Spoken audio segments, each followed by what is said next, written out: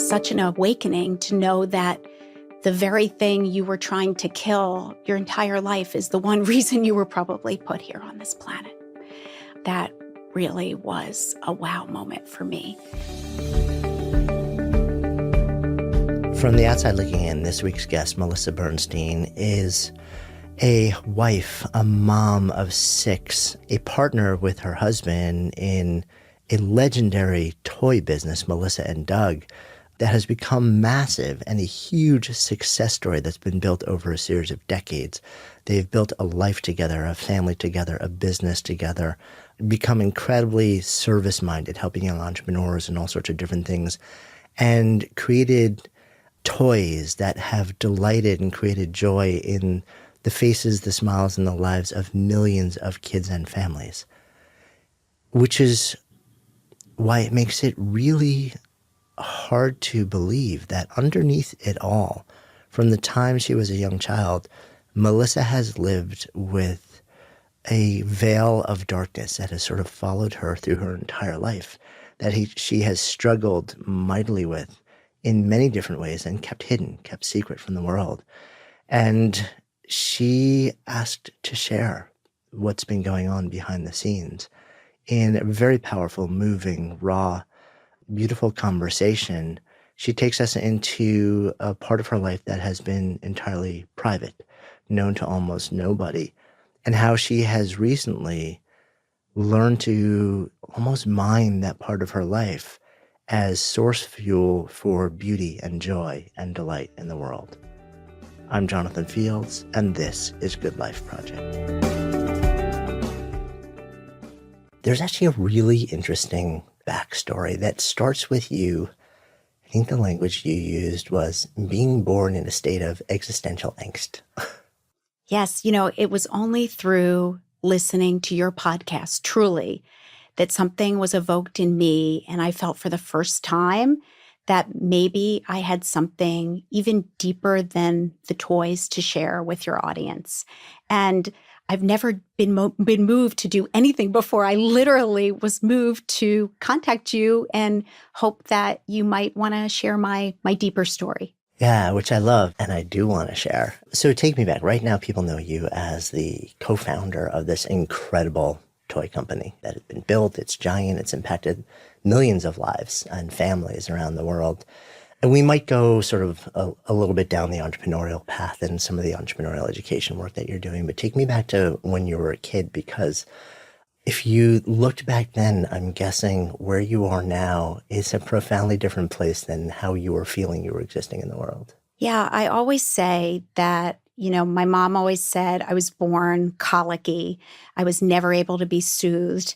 And now I realize it was really my existential angst rearing its head even from the moment I was born. I never felt normal. I always had these really deep questions in my head from my earliest recollection, questions that weren't normal for like a 3-year-old. Why am I here? What's the meaning of it all? What's the point of even trying if we're all going to just disappear? What's my purpose? And I was forever churning without anyone to really answer my questions.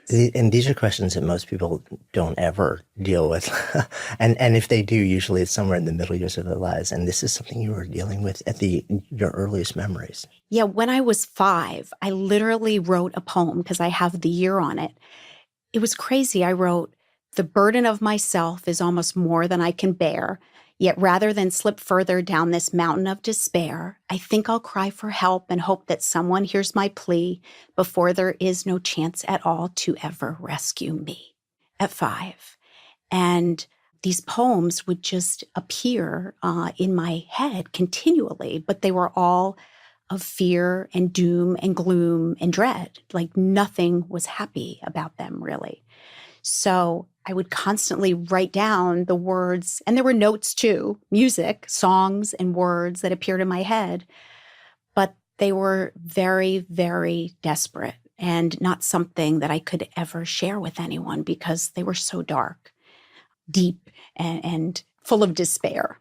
Did you have an understanding of what darkness and despair was, in the sense that this was something that would not be comfortable to share, even at that age, with your parents?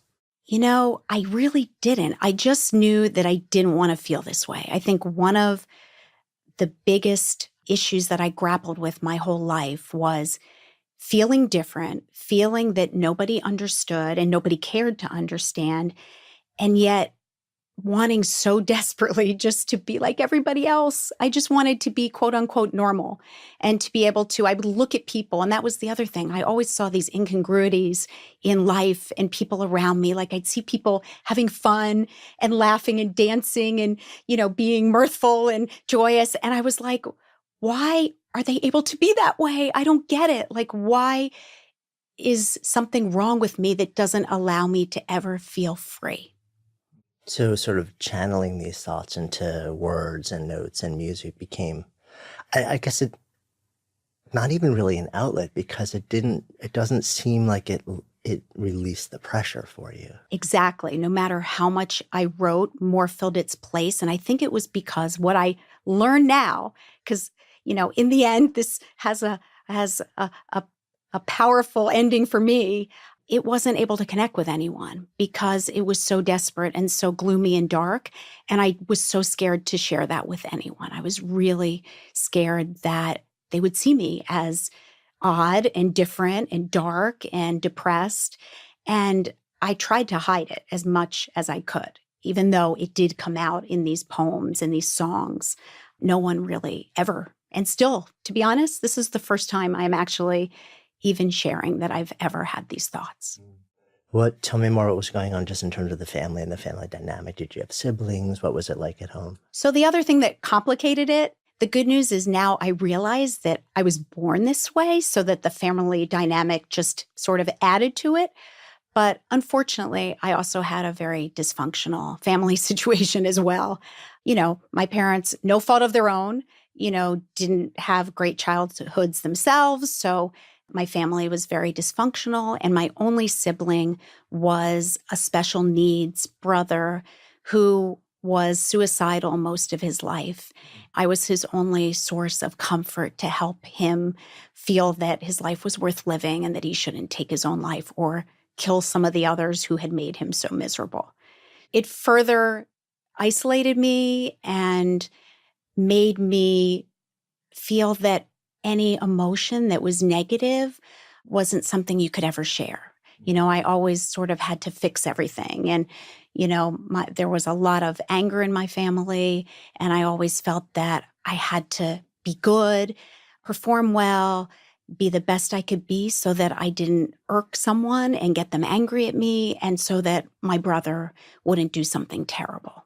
I can't imagine the burden of that at any age, let alone such a young age when nobody is equipped to understand how to process any of that. Yeah, it was, I didn't know it at the time. I thought this was, how every family was. So I never thought about it that way. My family seemed to be a normal family, in other ways. And I think I didn't realize it until, again, sort of got to be an adult and began to process all this, that I saw that, wow, not only did I sort of have this heavy, deep, dark personality, but I also had some other complicating factors that really just added to the repression that I already engaged in. When did you, I'm making an assumption that you ever did actually, did there come a time when you said, okay, I can't keep this to myself anymore. There's somebody close to me, whether it's a parent, a close friend, your brother, who needs to at least know what's spinning in my head?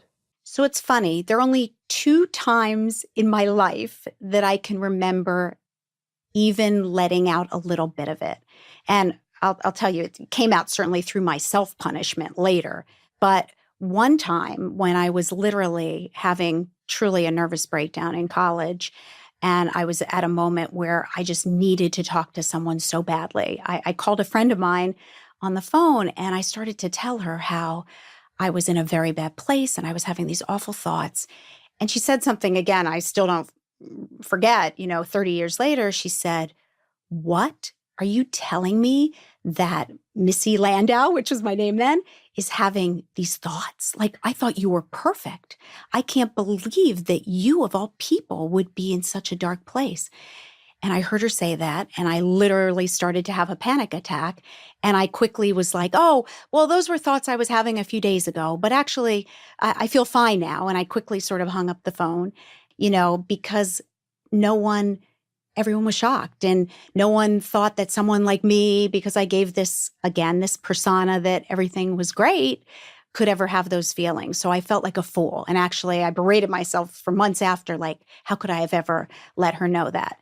And then later on, just maybe 5 years ago, I shared with someone very close to me, a family member, some of my poetry and some of my dark poetry. And it was funny. I was so nervous about sharing something so deep and personal. And I was like, really, I say nervited, nervous and excited about hearing her response.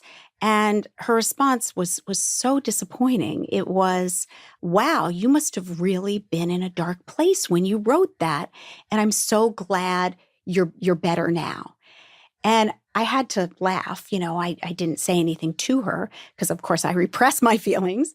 But I thought to myself, honey, that's how I am every single day, even today. Like, those are the thoughts that run through my head on a daily basis. And, sort of that she didn't want to go there. And she was kind of like, wow, you were that way a while ago. Thank goodness you're over it now, as opposed to sort of realizing, no, I'm trying to share with you that this is actually what I still feel like every single day of my life. So, I didn't ever share it with anyone. In fact, I hid every little remnant of being weird, which I thought I was. I felt like I was truly from another planet and did every single thing I could to fit in. But interestingly, what I've learned is you can't hide feelings like this and repress them. You can only do it for so long because they start to come out in other ways. What would you do to fit in? Like, because if you're looking out at the world and you're like, okay, I need to play the role of being normal, what did you perceive that role to be? So I was desperate to be popular for whatever reason. And I'm talking not just desperate, I was obsessed with being the most popular for whatever reason. I'm a small, petite brunette. I wanted to be tall and blonde and have a really great figure, none of which I have, for those of you who can't see me. And I literally, and again, part of my issues are I live a lot in my imagination, and I would literally become someone who was leggy and blonde and beautiful and outgoing. And I just desperately wanted to be that person. So I tried my whole life to fit in with those types and to be seen as popular and with the in crowd. I never in a million years embraced any of who I was and struggled so hard and I felt like I was always clawing my way to be accepted by the crowd, when the truth was I wasn't anything like the crowd. And it was so not me, which they clearly saw because I was always sort of like on the fringes, but never quite there because, the truth was I wasn't anything like them. Yeah. So you literally created like an alter ego. I did. I had, part of what I'm realizing now, part of this, when later on I just by accident came upon the word existentialism and started to actually research what it meant, I realized with awe and shock and actually some wonder that this was a personality type. People who do what I do at a young age have a certain type of high reactivity in their central nervous system that makes them really different and ultra sensitive. And part of it is this living in their imagination. So I grew up, I kind of left the world I was in for much of my childhood because I was so unhappy. Had these imaginary friends who were my best buds and I did everything with. And at many points, even in middle school and high school, I developed an alter ego the person I really wanted to be and would tell people it. I actually, in my adult life, I try not to have a lot to do with people from my childhood because I honestly sometimes don't know where the truth begins and the fantasy ends, because I would tell people things about my life that weren't part of my life, that were this thing I created in my head to feel like I fit in and I was normal. At some point also, I guess it was early teens. It sounds like part of what you were seeking was a level of control, and you found that in through how you ate. Exactly. I developed a few times in my life a severe, I guess it's more a control disorder, because eating was just one small part of it. At 11, I had my first eating disorder, and I was so unhappy in who I was and so desperate to fit in and look like others that I guess, 11, I don't even know. I just decided that I was going to take control of the one thing I knew I could, which was what I put into my body. And I did. And I was shocked at how easy it was. Everything was so hard for me my whole life, but not eating? Oh my gosh, I could do that, because I was pretty much in control of what I did, in terms of bodily functions. So I started to lose weight. I lost like 10 pounds. I felt really good. It actually made me feel powerful for the first time ever. And then it was funny. What happened was sort of odd. I was getting rather thin. And one day I was walking to my room and I heard my parents sort of whispering in their room. And it was about me. And it was about, she's getting really thin. Do you think we should take her to a doctor? And the minute I heard that, I said, oh my gosh, they think something's wrong with me. Like, I'm fallible. And I immediately started eating again. And nothing was ever said after that. But of course, that was just the first bout. The other things I started to control too were my performance. Being the best and academically superior to everyone else became a goal beyond all goals. And for my later teens, superseded every other goal I had in my life, to the point where, it basically took over and became this demon that pushed me when I didn't even want to be pushed anymore. Do you have a sense that that was sort of just another manifestation of something that you found that you could both control, and it was something that you were praised for, and there was like some indicia of acceptance from it? Absolutely. It was exactly what that was. It was, the thoughts in my head were so unable to be solved. Like, I couldn't figure out why I was here and what gave my life meaning. And at some point I stopped creating, even though the creating didn't bring me relief. It had to be an outlet. But at some point I just channeled everything I had into performance, thinking that through that I would become omnipotent and achieve the love that I so desperately wanted from everyone. My teachers, my professors, my parents, the people around me, because I couldn't control being accepted. I couldn't control why I was here. I couldn't control those silly thoughts that kept running through my head, so that I could control, how much I studied and how much I exercised. And it was everything. Anything I could control, I tried to control. I controlled my food, my exercise, my money, and my performance.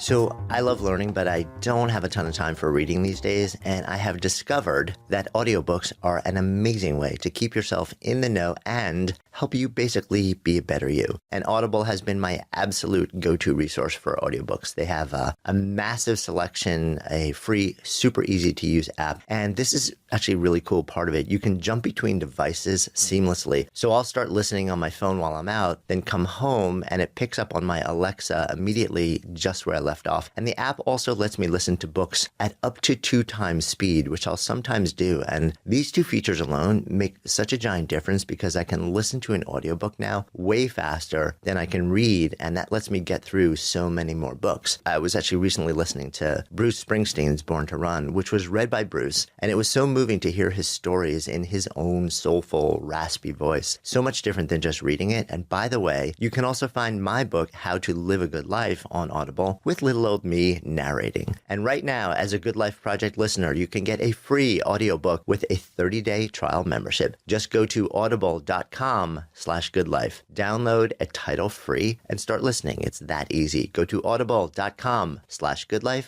or text GoodLife to 500-500. And you can always find these links in the show notes. Good Life Project is sponsored by Health IQ. Health IQ is an insurance company that uses science and data to secure lower rates on life insurance for health-conscious people like, runners, cyclists, strength trainers, vegans, and more. I actually remember back when I first became a dad almost 17 years ago now, which kind of blows my mind. It's crazy how fast time goes. It was the first time I had ever thought about setting up my family to be okay, no matter what the future held. So among other things, I got life insurance, but I'm amazed at how things have changed now. And Health IQ, they're so different because like saving money on your car insurance for being a good driver, Health IQ saves you money on your life insurance for living a health conscious life. And if that's you, they may be able to save you up to 33%. They've worked out all sorts of kind of really cool exceptions. So, for example, they convinced carriers to provide special rates to people who eat plant-based diets or to those who work out at certain health clubs for more than a year. So to see if you qualify, get your free quote today at healthiq.com/goodlife. You can also mention the promo code GoodLife when you talk to a Health IQ agent. That's healthiq.com/goodlife. Yeah, I mean, it's so interesting to me on a lot of levels. One theme that keeps rearing its head in a lot of conversations, a lot of sort of what I've been exploring these days is the relationship between accomplishment and purpose. And I feel like we have conflated the two and said, okay, a life of accomplishment is by default a life of purpose, when in fact, a life of accomplishment that is not connected in some way to being the true expression of the deepest parts of yourself and what's meaningful to you almost is a distraction from the fact that you don't feel this sense of purpose, and you never will feel it from, checking off the to-dos on that list, no matter how big the to-dos are. But I feel like societally we don't recognize that, and we just say accomplishment. That's it. The more, the better. So I can tell you that for a fact is true. I mean, for me, to be honest with you, I don't even remember one thing I studied. It was only about getting the A. And to be honest, that superseded everything. I would cheat. I would do whatever it took to get the A. It was almost like I had a higher moral purpose and nothing mattered other than getting the A. Didn't matter how I got it. It was literally like I was motivated by this internal force that I couldn't even control. And anything short, by the way, of an A+ was failure. It wasn't gray. It was A+, you succeeded. Anything short of that, you are a failure. And it was literally, my self-punishment was so great and so severe that I was deathly afraid of that person that would come out if I didn't perform perfectly. So you're living with this through and into college. And as you shared, there came a time where everything fell apart. But it sounds like on the one hand, everything fell apart. But then at the same time, you were still trying to sort of paint the picture of it not having fallen apart. Yeah, I mean, again, nobody to this day even knows I went through these things. But my junior year of college, I reached a point where I had channeled all my social misfittedness into academic pressure. And when I realized that I was not going to achieve that perfect A+ average, I literally crumbled like a teacup, a china teacup. And I experienced a complete nervous breakdown. And it was ridiculous. It was over one class that I was having some trouble completing a term paper for. And that term paper became literally like my nemesis in every single challenge in my life and pain in my life that I hadn't been able to overcome. And the bigger that became, the harder it was for me to finish it. And I literally got to the point where that term paper became everything I stood for. And I knew one day suddenly that I was not going to be able to complete it no matter what. So I ran to my dean. I literally made up some crazy excuse that my mom was ill and I wasn't going to be able to finish it and got an incomplete. And anyway, that led to a complete crash. And I was studying abroad the next semester in Japan. So my crash, ironically, came when I wasn't even home. I was in severe eating disorder mode and severe exercise mode. And I basically was, an eating disorder is trying to kill yourself, but very, very slowly. I was starving myself to death. When I came back after that 8-month period, I weighed 82 pounds and literally looked like a skeleton. Now I weigh, 20 pounds more and I'm still thin. So you can imagine what 82 pounds was. And exercised each day to the point where when I would sit down, my limbs would just involuntarily shake because I had so overused my body. So I couldn't stop moving and I wouldn't let myself eat. And I didn't really ever see the country around me. I just was walking the entire time. But again, all part of the journey to the point where when I came back, literally, I met my now husband, Doug. And that's when sort of I started to see sort of a light at the end of the tunnel. How did you meet Doug? Gosh, I don't like to say it's the Jewish matchmaker story, but in a way it was. I have Jewish parents, and so does he, and they met each other through a mutual friend, and were trying to introduce the two of us for quite a long time. Now, I didn't want to have any part of it. I had a boyfriend and he had a girlfriend, so we would kind of pay them lip service, but never really call each other. But as he says, at one very weak and desperate moment, he decided to call me.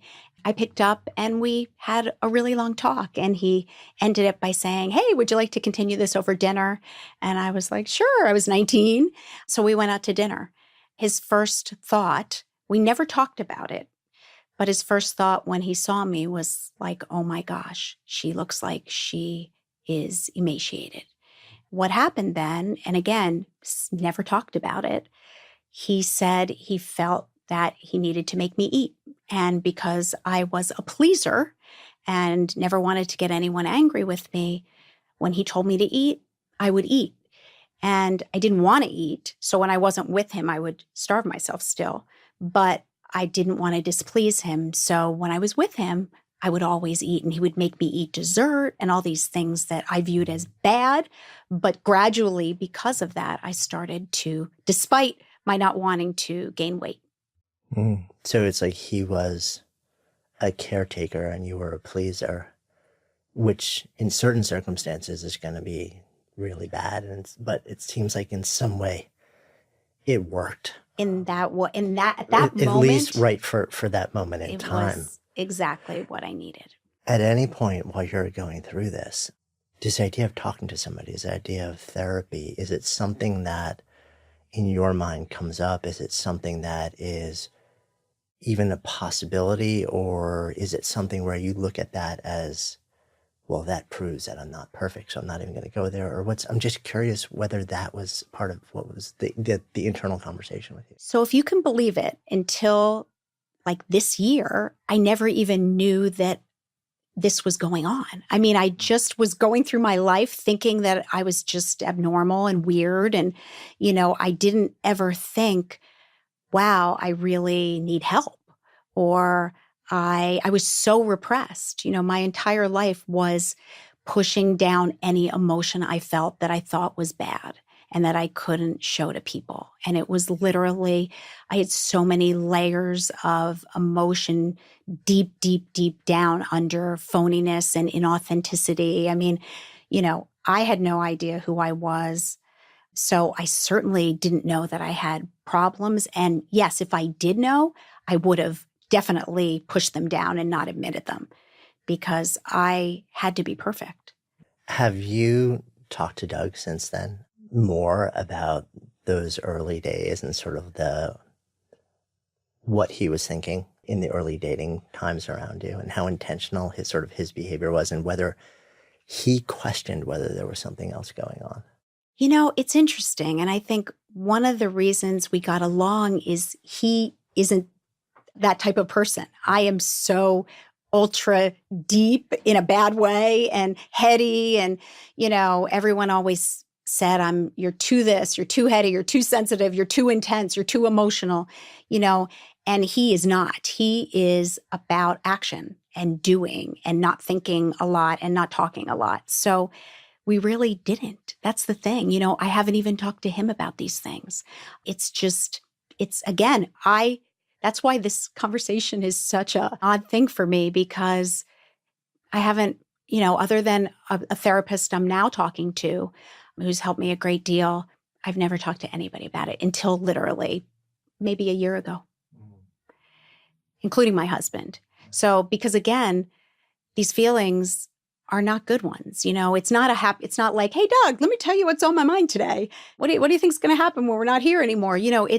It's deep stuff, and it's stuff that I'm uncomfortable with too. It's not happy.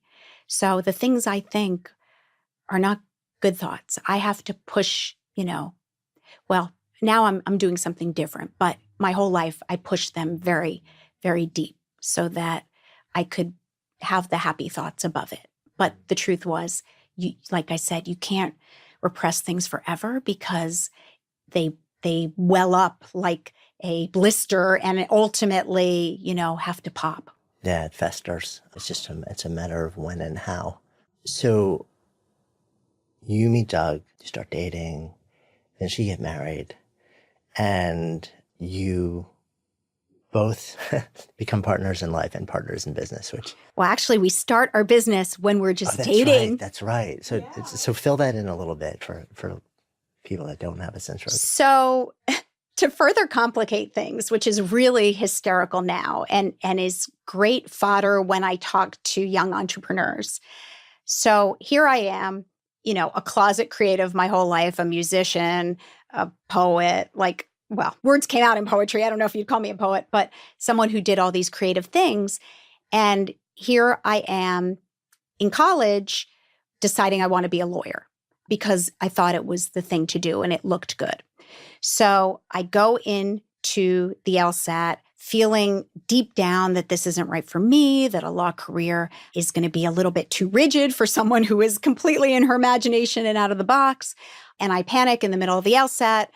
I don't end up finishing the LSAT. And literally in horror, I stand up, null the test, and walk out of the room. What am I going to do? My whole life, I had told my parents, my family, everyone thought I was going to be a lawyer. So what do, right? Choose a path of creativity, right? Nope. I decide that I am going to be an investment banker. So the coveted position of the time then in the 80s was an investment banker, like work on Wall Street. That's when Drexel Burnham Lambert was like really hot, and Michael Milken. The hottest jobs were being an analyst at some of these investment banks. So because of my stay in Japan, I was fluent in Japanese. The investment banks were very excited about that. Even though, again, I don't like numbers. Numbers don't speak to me like words do.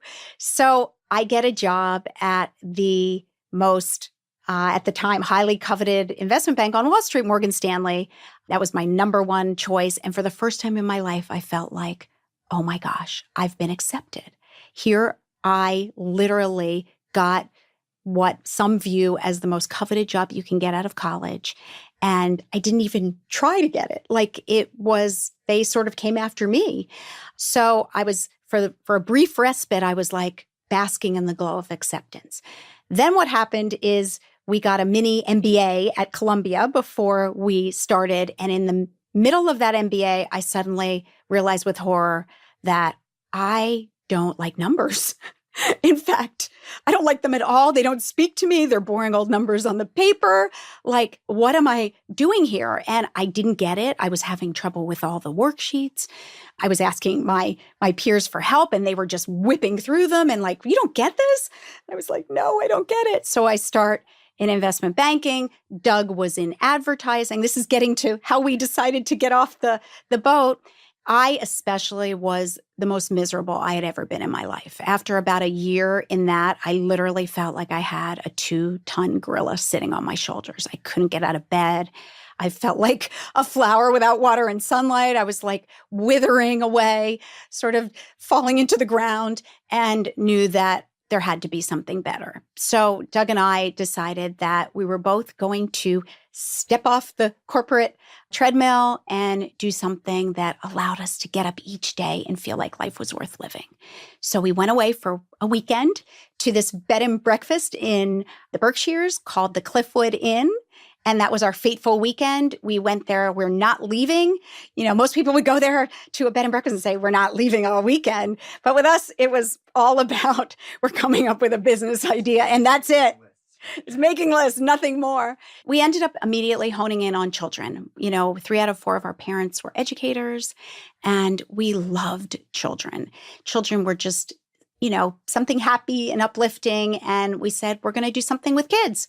So we left there. After dating for 3 years, we decided to pool our money in one joint account and start a children's company. 1988. Doing what? Making what? Well, we said we decided we wanted to make tangible products. And I think when we really started to find our path was when we looked at some of the toys that had inspired us in our childhoods, him more than I, because my mind was mostly in my imagination. But we looked at some of those classic timeless toys that were made of wood that sort of made you feel nostalgic and they were solid. You know, that's what childhood should be, really on firm ground, solid. And when we looked around to find those, we realized they really didn't exist anymore. And when they did, they were really expensive, kind of dull, boring, lackluster, and needed to be reinvented to be accessible to regular people and captivating to kids.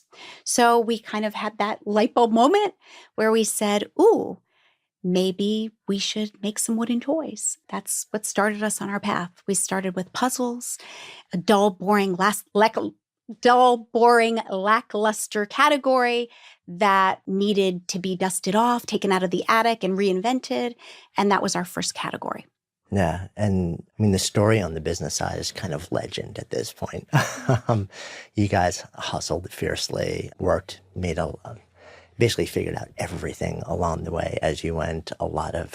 As every entrepreneur experiences, a lot of stumbles, a lot of trials, a lot of errors, and ended up building a tremendous company together. When you started to actually create this, what was going on with you? Did your inner talk start to change? Did your experience of the world start to change? Was it giving you some of what you were seeking? So it's funny. And again, I never, you know, when you think about the random dots of your life and like how they're going to connect, I mean, I never would have guessed that they would all connect in a way that would lead me, ironically, to toys of all things, because there's nothing more joyful and fun and playful than toys. And it's the complete antithesis of everything that I thought my entire life. My life was so dark and bleak and desolate, and toys are so light and airy and playful. It was like, I can't even believe that, you know, when I think about it today, that of all things, I am creating toys. So I didn't think about it though at the beginning. And I think, you know, it was a slog. I mean, for the first 12 years, I was our only salesperson. So, you know, Doug helped too, but he did a lot of other things as well. So although I was creating a few toys at night, you know, we didn't have that many at that point.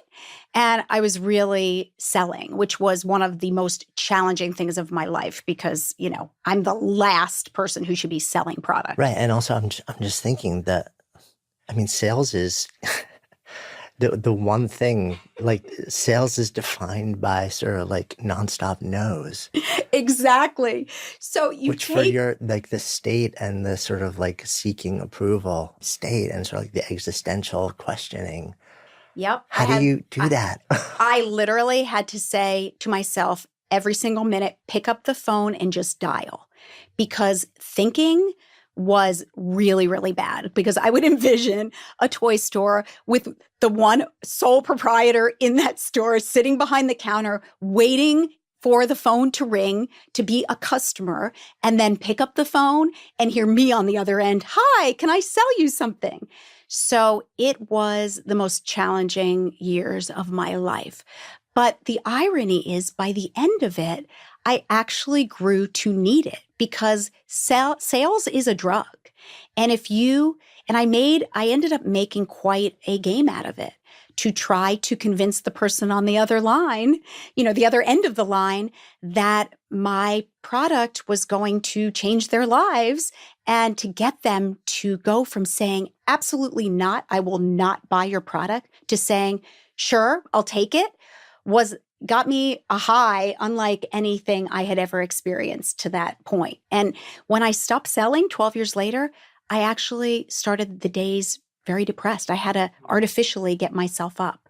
So as challenging as it was, I had to do it or we would starve. As it was, we were eating, the story, ramen and turkey hot dogs. We truly were, the hot plate for 2 meals a day. So without the sales, we would have had to give up the dream. Yeah. So you're creating, you're selling. Along the way, you guys got married, started to make a family together, because creating things for kids wasn't your only passion. It was parenting. Exactly. I mean, so that's the other amazing thing about my life. I now see that this personality that I've been, I will say, given isn't the most conducive to raising kids either, because I'm highly sensitive and highly reactive. But along the way, yes, Doug and I have had 6 children, as well as a whole bunch of product children. So both. So yeah, trying to do both at the same time was in itself a huge challenge, and something I talk a lot about to other women. And also, I mean, it's, challenging enough to be a parent. It's to then be a parent to 6 kids plus a company, whether you're, like a father or a mother. But then if you add on top of that, the sort of the inner world that, tends to default to a not great place. I'm curious how you navigated that as a parent and interacting with kids and sort of, I'll just throw that out there. Well, in a way, those years were really good for me because I couldn't think too much. It was so reactive for so many years, responding to their needs and doing everything they needed to make them happy, and, school meetings and business. I literally didn't even have a moment to breathe, 24/7, sleeping, 4 to 6 hours a night. And in a way, that was good for me because I couldn't think and I couldn't despair. I just had to put one foot in front of the other and make it happen for my family and for the business. Like I said, to do that for too long, though, obviously, it starts to bubble up. But for literally 20 years, that is what I did. And I think the hard part, in parenting, being the type of person I am, though, is I am a fixer. My biggest mistakes in being a parent, and I joke sometimes the reason I had 6 kids is so with the last 2, I could fix the mistakes I made with the first 2. But I still am making those mistakes. And I can't have any more. So I don't know what I'm going to do. But, I was too much of a fixer, wanting things to be perfect for my kids because I didn't want them to go through the pain that I felt so much as a kid. And, I don't think they suffer the same kind of thoughts I suffer. So I should have let them more find their way on their own. But instead, I'm very quick to swoop in and want to make everything better, because part of my issue is I have a very hard time with other people's pain. I feel it so deeply and profoundly that it hurts me like in my soul when my kids are not happy. So I wanted to fix things, and that's not a good thing as a parent. You should allow your kids to fix things for themselves. Nah, one of the hardest things I think any parent can do. Because of the fact that the way you saw the world, you were aware of at such a young age. Do you wonder how much of that was actually environment? How much of it is just kind of the way that you're wired? And do you wonder whether any of your 6 kids may be wired similarly or have conversations about that? So just recently, again, so this idea of wiring being different is totally new for me.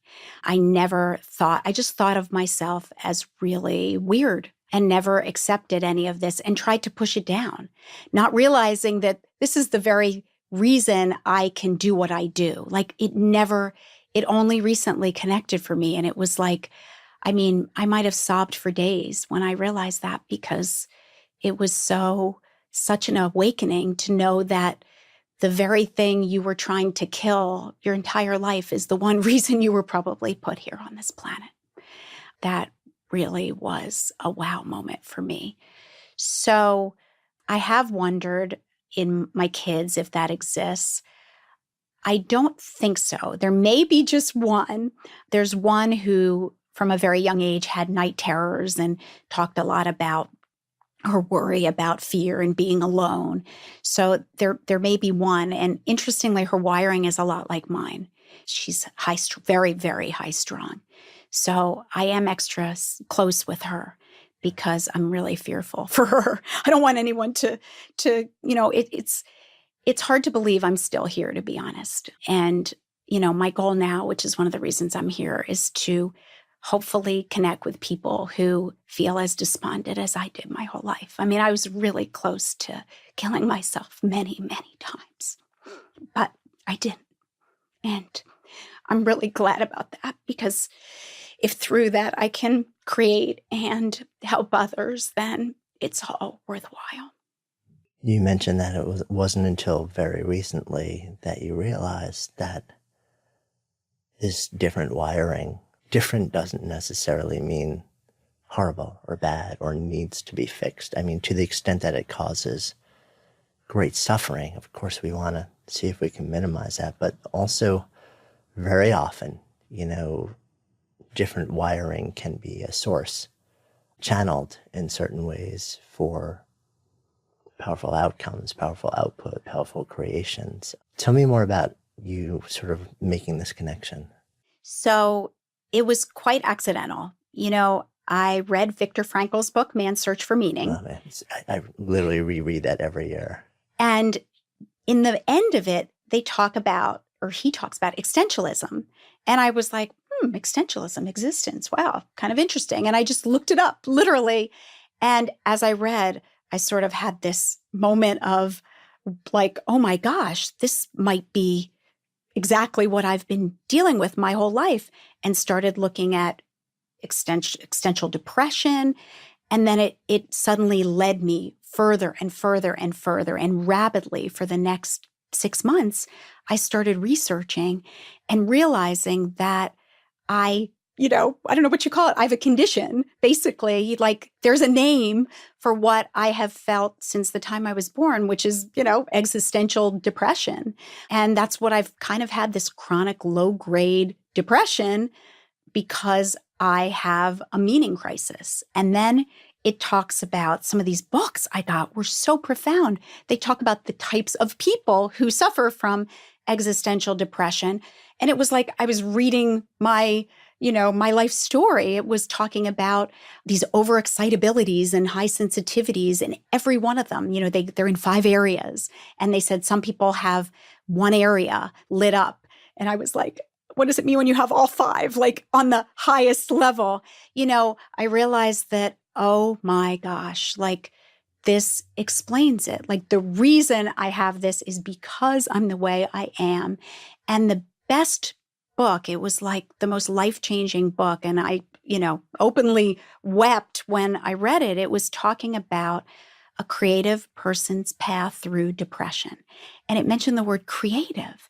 And then suddenly I saw this link. It said that people who suffer from existential angst and depression are also usually really creative and live in their head. And it was like, oh my gosh, because, you know, I've also always seen the world very differently. Like nature always talked to me. I mean, weird things that you don't tell your friends, like that tree over there, it's actually talking to me right now. Or, the wind was whispering to me, or I'd see the rustle of the grass and I literally could hear it talk. And when I did write, not so much about despair, I wrote a ton about nature. Like I love nature. And I do feel like nature is alive. And, when I see the waves on the shore of a beach, like I see it, I wrote a poem once, the waves so gently lap the shore, then hasten back to ask for more. And I can only sit and stare, witness to such a strange affair. Like I saw the waves lapping the shore as like a lover, like, saying, come get me. And the waves saying, ha ha. And like the shore saying, come on. And the teasing game, like everything was this metaphor for me.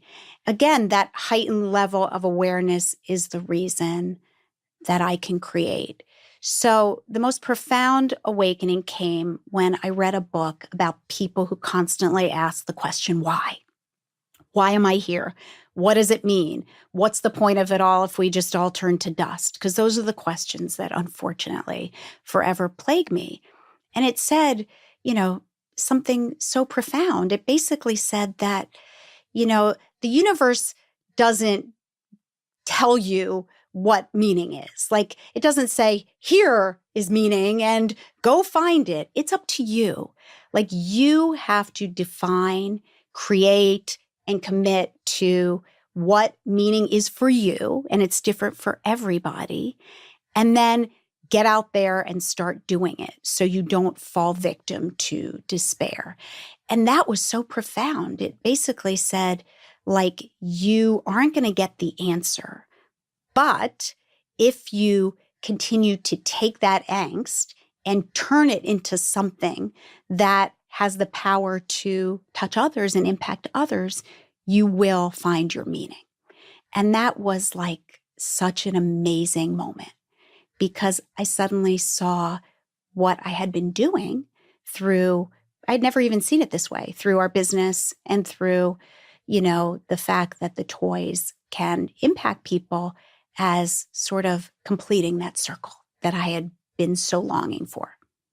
And suddenly it was like, I've said like a feeding tube being jammed into my chest. And suddenly I could breathe air for the very first time because suddenly I saw the why. It was like, why am I here? What is the point? What am I here to do? And it was like, Melissa, you're here to make stuff, and hopefully that stuff, but you're not here to make depressing stuff because depressing stuff can't do anything. Depressing stuff just sits and makes other people depressed and it just sits there and it looks really dark and gloomy. You're here to make like happy stuff, to take the pain. It's still pain because 100% of what I create is out of pain, really ugly pain. But if I can take it and turn it into, like I write about, it's like this writhing ball of just snakes, just all angry and hissing. And it's like, but if I can take that pain and stare it in the eye and calm it down and mold it into something that actually looks at the end of it kind of beautiful and has the ability to impact someone in a positive way, then it's like, wait a second, I have found a lifeline. And that was the first time I experienced a sense of like, oh my gosh, this is why I'm here.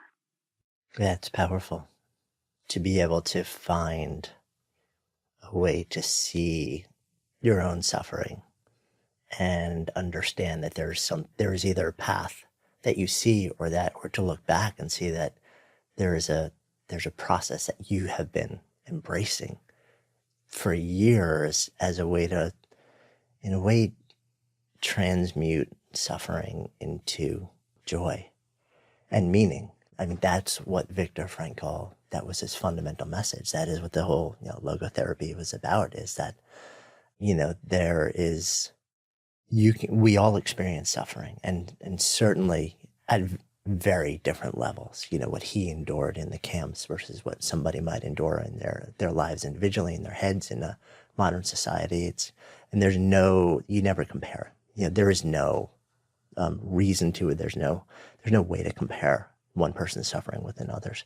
But the fundamental idea that if we can in some way see that as a source of meaning, it changes the way we experience it. It doesn't necessarily make it go away, but there's something else that sometimes gets attached to it. And I'm curious how you experience this, which is that when sort of a persistent suffering that's been with you for such a long time, so long that you almost perceive it as a part of your identity, when you see that then as, the gift of seeing it as a source of fuel for creativity and meaning is wonderful. But it also raises another interesting question, which is, if somebody came tomorrow and said, I can take this suffering away, what do you do with that? I would never give it away now that I know why it's here. It's almost like suddenly this thing that I've despised for so long has become my little secret. That is my special, it's almost like I've got this little special secret that no one knows. And it's kind of like the power to turn white space into creativity.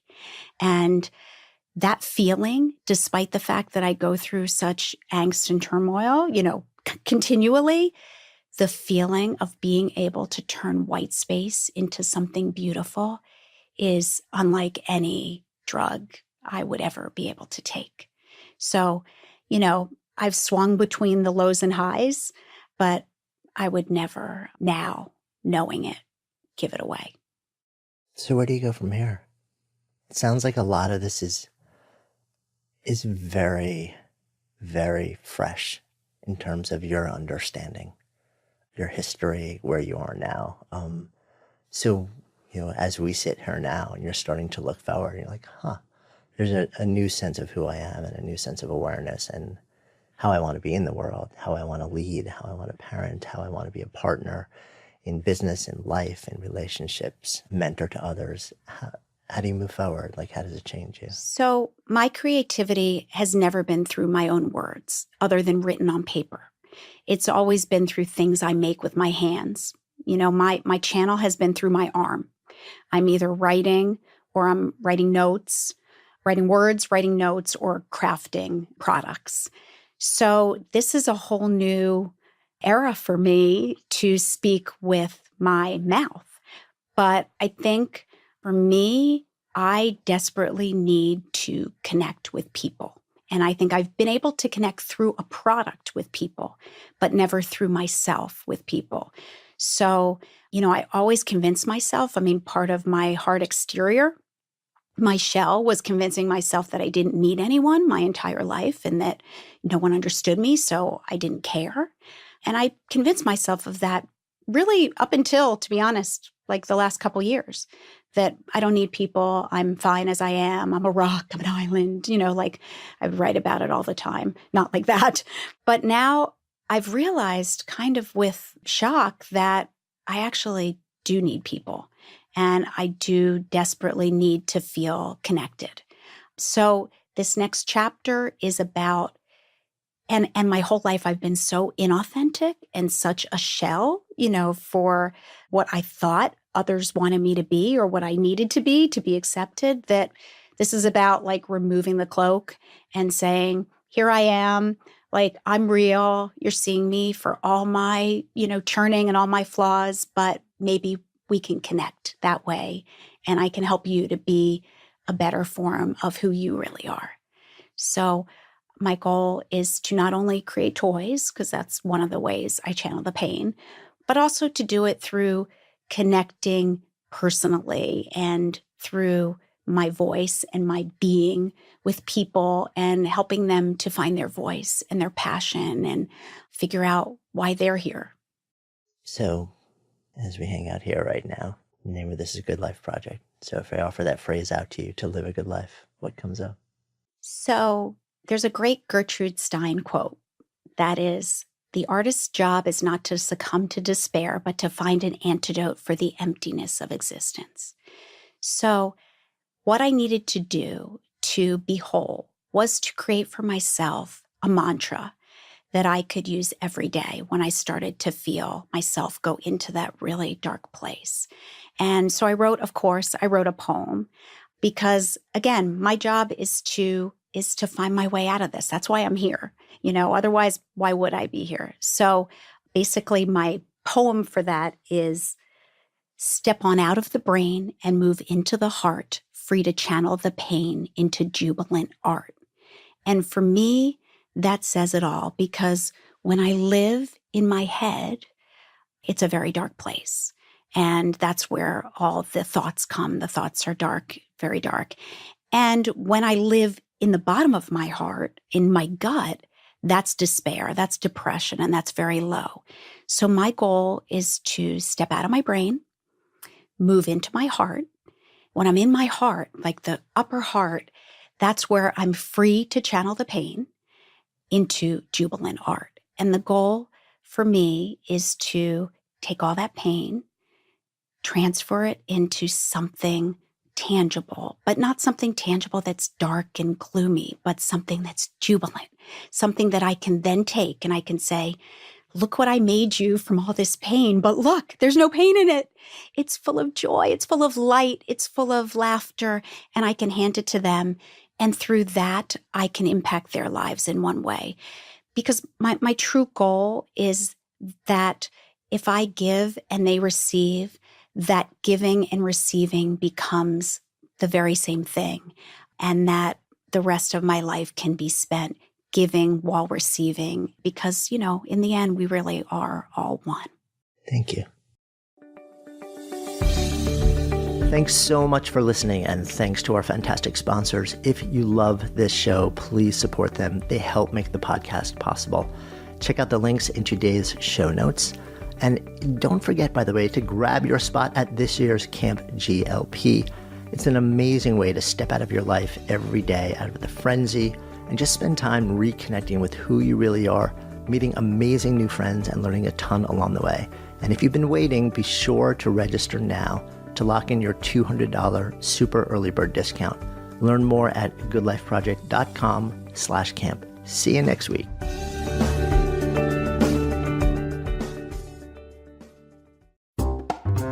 Final thought, I am often asked, what is the best way to listen to podcasts? I'm a huge fan of an app called Castbox. It's out there for iOS, for Android. You can search by title and transcript. It's crazy high rated also. So if you've been looking for a really good user experience to listen to your podcast, check out Castbox at wherever you find your apps.